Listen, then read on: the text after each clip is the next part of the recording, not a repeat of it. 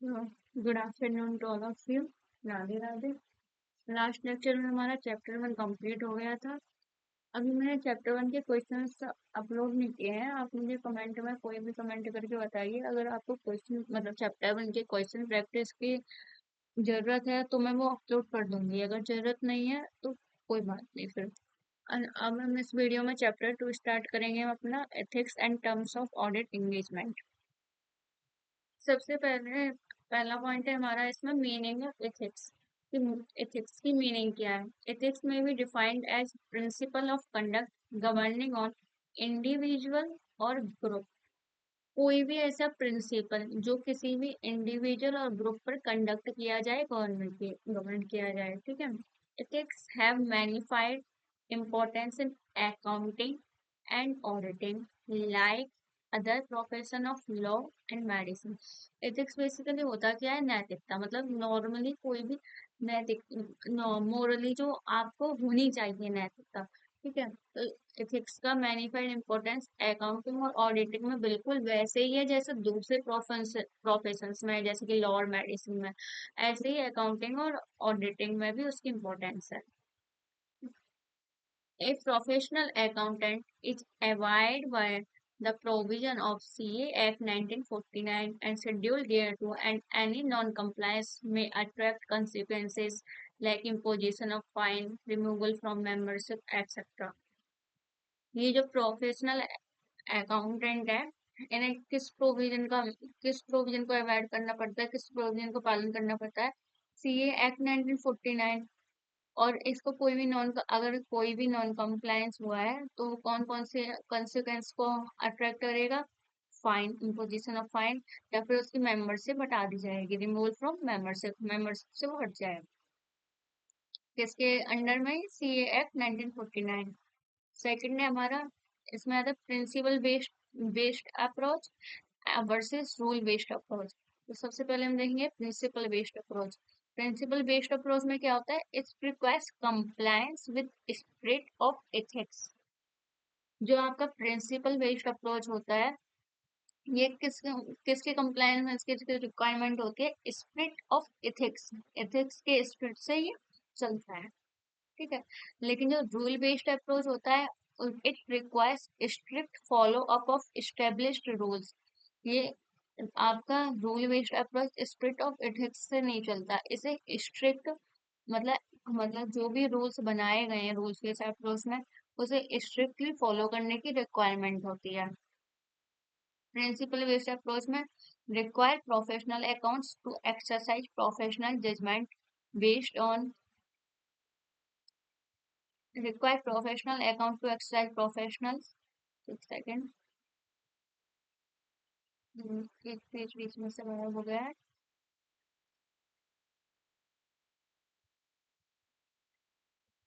पहले क्या पढ़ा था हमने? Require professional accountant to exercise professional judgement based on professional experience, skills and expertise.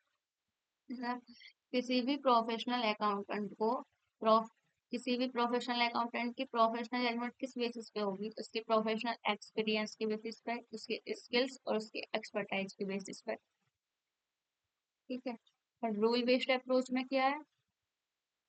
अभी देखेंगे, एक सेकंड। स्पिरिट ऑफ एथिक्स में बी ओवर। इसका मतलब है रूल बेस्ड अप्रोच में स्पिरिट ऑफ एथिक्स की कोई जगह नहीं है। इसमें spirit of ethics over ruled किए जा सकते हैं, मतलब कि साइड किए जा सकते हैं। रूल बेस्ड अप्रोच इज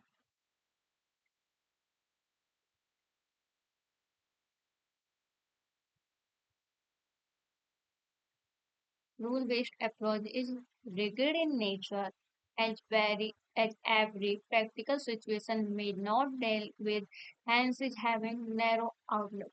जो रूल बेस्ड अप्रोच होते हैं वो इनका नेचर रिगिड होता है।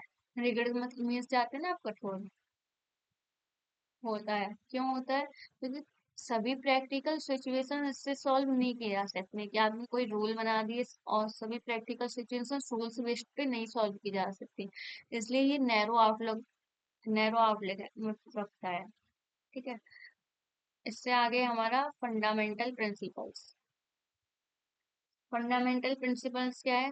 Fundamental principles establish the standard of behaviour expected of professional accountant. Fundamental principle क्यों बना है? तो कोई भी प्रोफेशन इसलिए बना है कि जो भी फंडामेंटल प्रिंसिपल है उसके ही स्टैंडर्ड के बिहेवियर पर हम अपने प्रोफेशनल अकाउंटेंट का बिहेवियर एक्सपेक्ट करेंगे। मतलब जो प्रिंसिपल्स फंडामेंटल प्रिंसिपल्स बने हुए हैं प्रोफेशनल अकाउंटेंट का बिहेवियर उसी के अकॉर्डिंग होना चाहिए। Professional account shall comply with each of fundamental principles। इसमें ध्यान दें, इसमें लिखा है सेल, मतलब ये कंपलसरी है।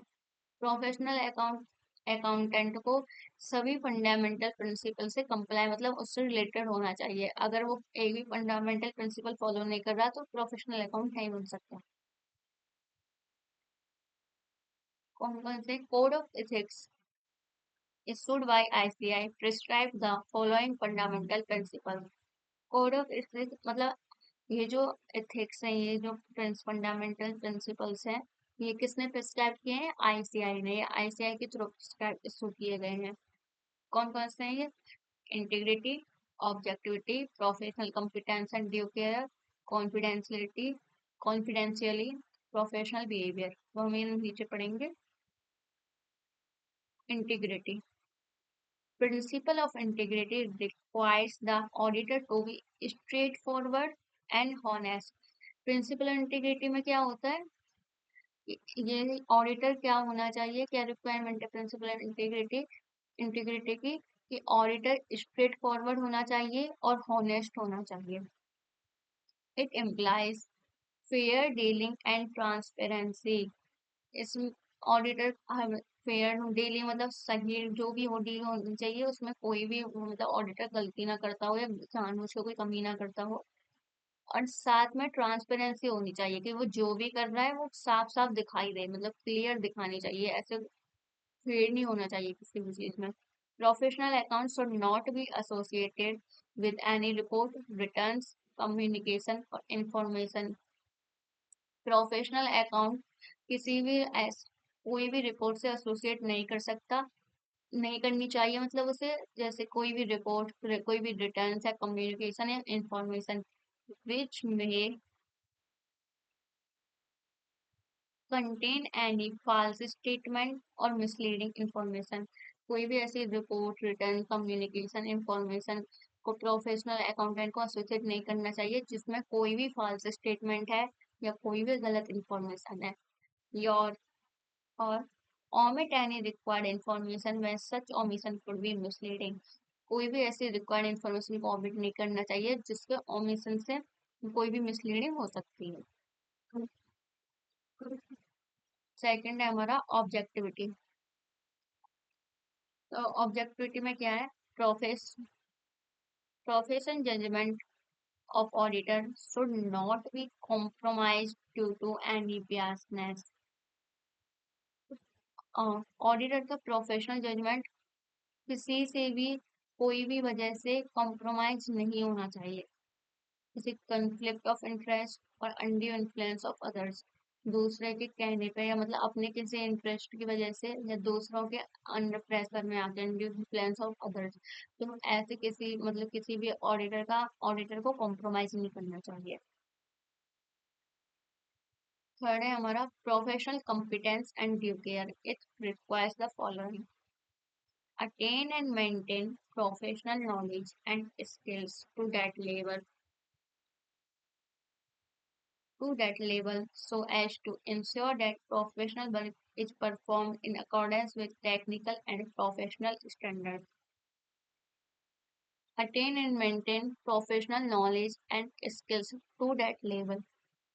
प्रोफेशनल कॉम्पिटेंस और ड्यू केयर में क्या क्या जरूरत होती है? कि कोई भी प्रोफेशनल नॉलेज और स्किल्स को ऐसे अटेन और मेंटेन करके रखो कि जो लेवल पे प्रोफेशनल वर्क किया जा रहा है वो टेक्निकल और प्रोफेशनल स्टैंडर्ड के अकॉर्डिंग परफॉर्म हो। तो कोई भी प्रोफेशनल वर्क टेक्निकल और प्रोफेशनल स्टैंडर्ड के अकॉर्डिंग परफॉर्म हो, ऐसी आपकी प्रोफेशनल नॉलेज और स्किल्स होनी चाहिए, इस लेवल की मेंटेन रखनी चाहिए प्रोफेशनल ऑडिटर को, प्रोफेशनल अकाउंटेंट को। Sorry. act diligently and in accordance with professional and technical standards. उसे डिलीजेंटली एक्ट करना, एक्ट उसका डिलीजेंटली होना चाहिए, मतलब पूरे अपने लगन से परिश्रम, मतलब पूरा अपना उसमें ध्यान होना चाहिए। और किसके अकॉर्डिंग होना चाहिए? प्रोफेशनल एंड टेक्निकल स्टैंडर्ड्स के according. Exercise due care while performing professional work. पूरा जब वो कोई भी प्रोफेशनल काम परफॉर्म कर रहा है तो उसका पूरा ध्यान होना चाहिए काम पे। फोर्थ है हमारा कॉन्फिडेंशियली कॉन्फिडेंशियलिटी। तो इसमें क्या है? Don't disclose the information acquired during the course of professional work with others. कोई भी इन्फॉर्म मतलब जब आप कोई भी प्रोफेशनल वर्क कर रहे हैं तो उस काम मतलब मतलब काम के दौरान, उस काम के ड्यूरिंग में कोई भी इंफॉर्मेशन डिस्क्लोज नहीं करनी चाहिए अनलेस रिक्वायर्ड बाय लॉ और रेगुलेशन। ये है कि कोई भी मतलब कोई भी काम की इंफॉर्मेशन डिस्क्लोज नहीं करनी चाहिए। इसके एक्सपेक्टेशंस हैं, एक्सेप्शंस, सॉरी एक्सेप्शन, एक्सेप्शंस कि किस किस में ये मतलब डिस्क्लोज कर सकता है, किसको अगर कोई लॉ की और रेगुलेशन की रिक्वायरमेंट है तो डिस्क्लोज कर सकता है। परमिटेड बाय क्लाइंट और एम्प्लॉयर, क्लाइंट और एम्प्लॉयर ने परमिशन दे दी है उसे कि वो डिस्क्लोज कर सकता है तो कर सकता है। There is professional duty to disclose, अगर उसकी प्रोफेशनल ड्यूटी हो जाती है कोई भी इंफॉर्मेशन को डिस्क्लोज करना तो वो कर सकता है, अदरवाइज वो कोई भी इंफॉर्मेशन डिस्क्लोज नहीं कर सकता। Professional behaviour, auditor must comply with applicable legal and regulatory requirements and should avoid any conduct that discredit the profession। Auditor को काम करना चाहिए वो किसके एप्लीकेबल होके? लीगल एंड रेगुलेटरी रिक्वायरमेंट्स के एप्लीकेबल, मतलब जो भी लीगल और रेगुलेटरी रिक्वायरमेंट में एप्लीकेबल जो भी काम है ऑडिटर को वो करने चाहिए लीगल और रेगुलेटरी रिक्वायरमेंट के अकॉर्डिंग। और ऐसे सभी कंडक्ट अवॉइड करने चाहिए जो उसके प्रोफेशन को डिस्क्रेडिट करें। नेक्स्ट है हमारा independence of auditor. Independence is a state of mind and personal characteristic of a person. Independence क्या होता है? तो माइंड से मतलब माइंड भी उसका मतलब अपने उसमें हो, किसी के कंट्रोल में ना हो, किसी के कहने पे ना चले। उसका पर्सनल कैरेक्टरिस्टिक भी इंडिपेंडेंट हो, मतलब किसी से इन्फ्लुएंस ना हो। तो it implies that judgment of a person should not be subordinate to the wishes or direction of another person who might have engaged in. It implies that judgment of a person should not be subordinate to the wishes or direction of another person. इसमें यह है कि जो auditor है, person है, उसकी judgement किसी से भी सबॉर्ड मतलब किसी के भी सबॉर्डिनेट नहीं होनी चाहिए कि किसी और की डायरेक्शन या विश के बेसिस पे वो कोई जजमेंट दे रहा है, ऐसा नहीं होना चाहिए। Who might have engaged him, जो कि उसके साथ मिला हुआ है, मतलब किसी से मिला नहीं होना चाहिए। और इसमें क्या है? Perspective of independence. इंडिपेंडेंस की पर्सपेक्टिव क्या है? Independence of auditor must not exist in fact. Independence auditor क्या है? तो वो फैक्ट्स में एग्जिस्ट नहीं करता, but should also be appear to exist to all reasonable persons. लेकिन उससे जो भी वहाँ पे एग्जिस्ट रीजनेबल पर्सन है ना, उनसे वो मिल सकता है, पूछताछ मतलब अपने उन्हें अपेयर कर सकता है। जैसे कि कौन कौन? Shareholders, government, regulatory authorities, lenders etcetera. There are two interlinked perspective of independence. इसमें इंडिपेंडेंस ऑफ ऑडिटर के पर्सपेक्टिव में दो इंटरलिंक्ड। फर्स्ट क्या है? Independence of mind, state of mind that permit an opinion without being affected by influences that compromises।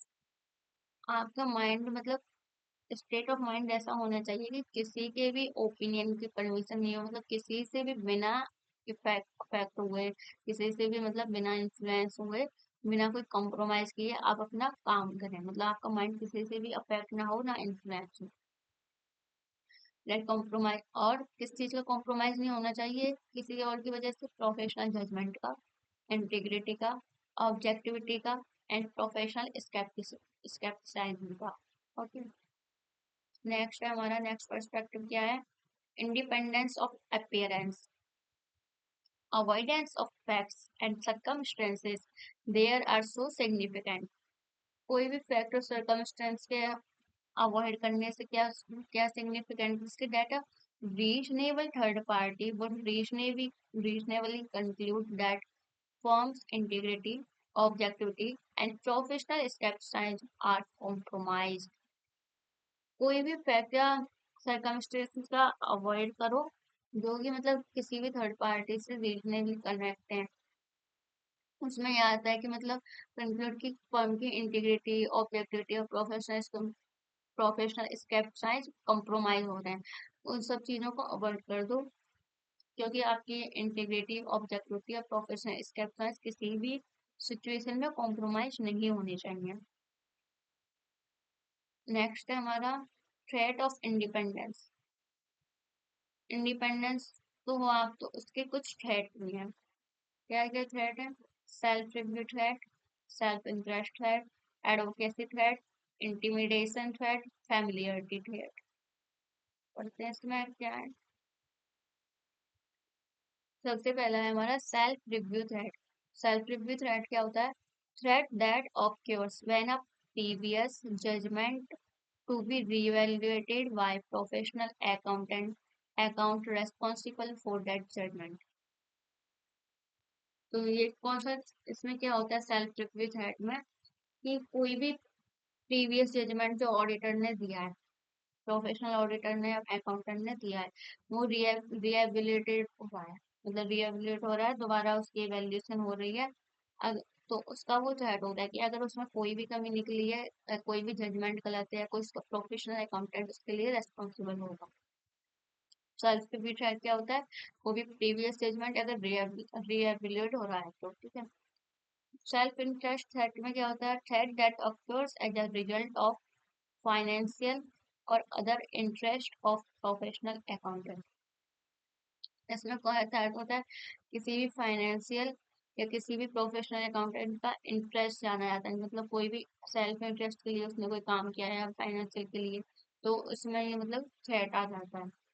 मतलब उसका कोई भी फाइनेंशियल से रिलेटेड या कोई इंटरेस्ट था कोई अलग चीज से, तो ये सेल्फ इंटरेस्ट हट आ जाता है।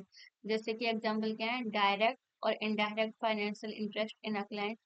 कि अगर जैसे क्लाइंट के मतलब क्लाइंट के उसमें डायरेक्ट या कोई भी इनडायरेक्ट फाइनेंशियल इंटरेस्ट है तो वो सेल्फ इंटरेस्ट है, मतलब उसने वो फाइनेंशियली उसमें मतलब दूसरे उसमें इंटरेस्ट था प्रोफेशनल अकाउंटेंट को, तब उसने वो काम किया है, तो ये सेल्फ इंटरेस्ट है। ये उसने अपने कोई इंटरेस्ट के लिए तो कोई जजमेंट नहीं दी। द सेकंड, लोन और guarantee from a client.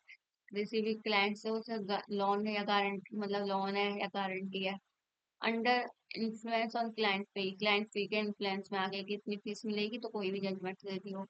Potential employment with client, contingent fees for audit engagement. Next है हमारा एडवोकेसी। हाँ, एडवोकेसी थ्रेट क्या होता है? Threat that occurs when professional accountant promotes a position और opinion to the point that subsequent objectivity may be compromise. क्या होता है कि इसमें अगर कोई प्रोफेशनल अकाउंटेंट कोई पोजीशन को या ओपिनियन को प्रमोट करने के लिए कोई भी मतलब वो चाहता है कि जैसे प्रोफेशनल अकाउंट कोई भी जजमेंट अकाउंटेंट कोई भी जजमेंट दे रहा है खुद की पोजीशन को और ओपिनियन को प्रमोट, जिससे कि मतलब कोई भी जजमेंट दे दी जिससे कि उसकी पोजीशन प्रमोशन हो जाए, तो इसने क्या किया? सब सेकंड ऑब्जेक्टिविटी कंप्रोमाइज किया। तो ये होता है एडवोकेट, मतलब किसी भी प्रमोशन के या किसी भी लालच में आके अगर उसने कोई जजमेंट दिया या कोई काम किया तो। Auditor dealing with shares and securities of client के शेयर्स और सिक्योरिटीज में मतलब डील करता है। Auditor acting as advocate for client is litigational. इसमें एडवोकेट क्या होता है? रिप्रेजेंटेटिव।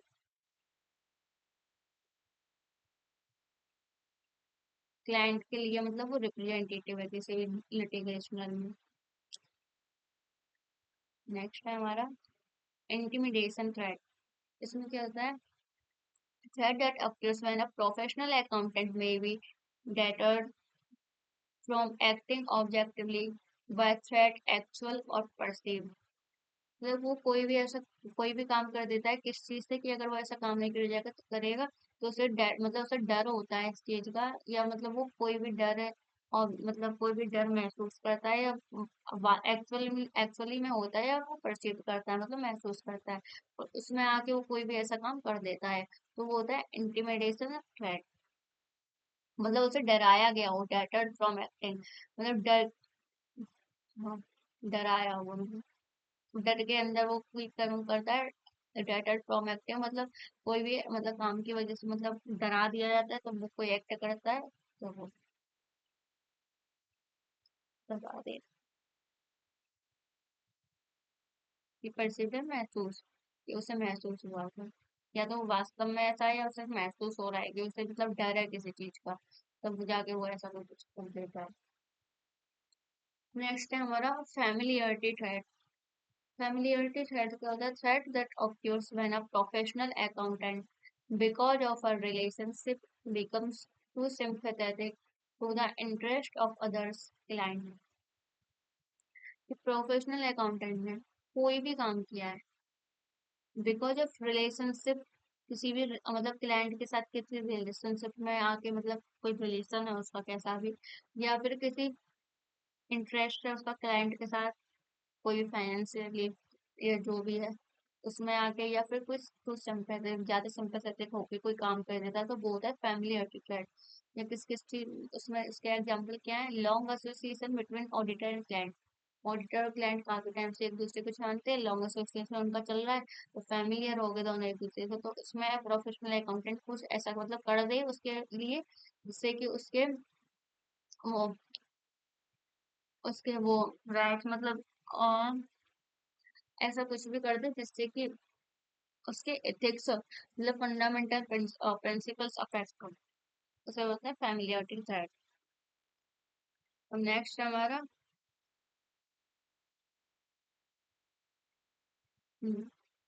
और एग्जांपल और है, close relative of audit team member is in a senior position with client company.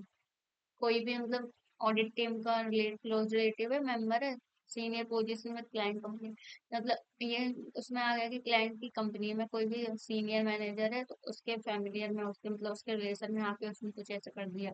Farmer partner of audit firm being a director of client, जो partner और audit के फॉर्मर पार्टनर है वो क्लाइंट के director हैं। इसमें नेक्स्ट क्या है point, safeguard to threat of independence. अभी तक हमने पढ़े कि थ्रेड क्या है इंडिपेंडेंस के, अब ये सेफ गार्ड कुछ थ्रेड जो इंडिपेंडेंस के थ्रेड है उनसे हम सेफ कैसे रहें, तो बचे कैसे रहें। तो safeguards are actions that professional accountant takes that effectively reduce threat to comply with fundamental principles to an acceptable level। तो सेफ गार्ड्स में कुछ ऐसे एक्शंस हैं जिससे कि अगर प्रोफेशनल अकाउंटेंट ले तो वो जो भी थ्रेट्स हैं फंडा मतलब जो भी थ्रेट्स हैं उन्हें रिड्यूस कर सकता है, किसके और फंडामेंटल प्रिंसिपल्स के साथ कंप्लाई कर सकता है एक्सेप्टेबल लेवल तक। To address the issue following guideline principles are to be applied. Threat से बचने के लिए कुछ गाइडलाइंस हैं, कुछ प्रिंसिपल्स दिए हुए हैं कि अगर कोई थ्रेट है तो प्रोफेशनल अकाउंटेंट को क्या करना चाहिए। For the public to have confidence in quality of audit. Public के लिए जो भी मतलब उसकी जो ऑडिट की जो क्वालिटी है कॉन्फिडेंस मतलब बिल्कुल सही होनी चाहिए, कॉन्फिडेंस में होनी। It is essential that auditor should always be and appears to be independent of entities that they are audited. उसके लिए क्या जरूरी है कि ऑडिटर हमेशा इंडिपेंडेंट हो, अपीयर्स मतलब अपीयर्स को भी इंडिपेंडेंट हो कोई भी एंटिटीज का, और जो ऑडिटिंग वो कर रहे हैं वो भी इंडिपेंडेंस हो। ये पब्लिक के लिए कंपलसरी, क्योंकि पब्लिक ऑडिटर पर मतलब भरोसा करके कि सब ऑडिट में सही है, ऑडिटर चेक करते हैं, तो उसकी रिपोर्ट्स के अकॉर्डिंग पब्लिक अपना इंटरेस्ट करती है, इन्वेस्ट करती है, तो उसके लिए ये जरूरी है कि ऑडिटर इंडिपेंडेंस है। तो ऑडिटर को क्या करना चाहिए, before taking on any work, किसी भी काम को लेने से पहले auditor must consistently consider that it involve threat to his independence. किसी भी काम को लेने से पहले ऑडिटर को ये चेक कर लेना चाहिए कि इसमें कोई भी थ्रेट इन्वॉल्व है कि जो उसकी इंडिपेंडेंसी को मतलब अफेक्ट करेगा। थर्ड है हमारा व्हेन सच थ्रेट एग्जिस्ट, अगर ऐसा कोई भी थ्रेट वहां पे है उस मतलब फॉर्म में, auditor should either desist from the task और eliminate द थ्रेट और एट वेरी लीस्ट। तो ऑडिटर को क्या करना चाहिए, या तो उस टास्क से पीछे हट जाए, दूसरे नहीं करने को, या फिर उस थ्रेड को खत्म कर दे, और at very least put in place safeguard which reduce the threat to an acceptable level। अब कोई भी ऐसा सेफगार्ड प्लेस मतलब ऐसा कुछ भी सेफगार्ड वो अपना यूज करे जिससे कि उसका थ्रेट है वो रिड्यूस हो जाए एक एक्सेप्टेबल लेवल तक। If auditor is unable to fully implement credible and adequate safeguards, then he must not accept the work। अगर ऑडिटर इस काम को नहीं कर पाया मतलब वो अनेबल हुआ उस थ्रेट को रिड्यूस करने में एक्सेप्टेबल लेवल तक, मतलब सेफ गार्ड्स नहीं एडुकेट वो कर पाया, उस काम को एक्सेप्ट नहीं कर सकता। नेक्स्ट हमारा प्रोफेशनल स्केप्टिसाइज, ये इस वीडियो का लास्ट पॉइंट है। प्रोफेशनल स्केप्टिसाइज में क्या होता है, ऐसे 200 as per essay 200 defines the term professional skepticism as an attitude that includes a questioning mind। Professional scepticism में क्या होता है, ऐसे 200 स्टैंडर्ड ऑडिट डिफाइन करता है कि professional scepticism as an attitude है कि जिसमें क्वेश्चनिंग माइंड इंक्लूड होता है।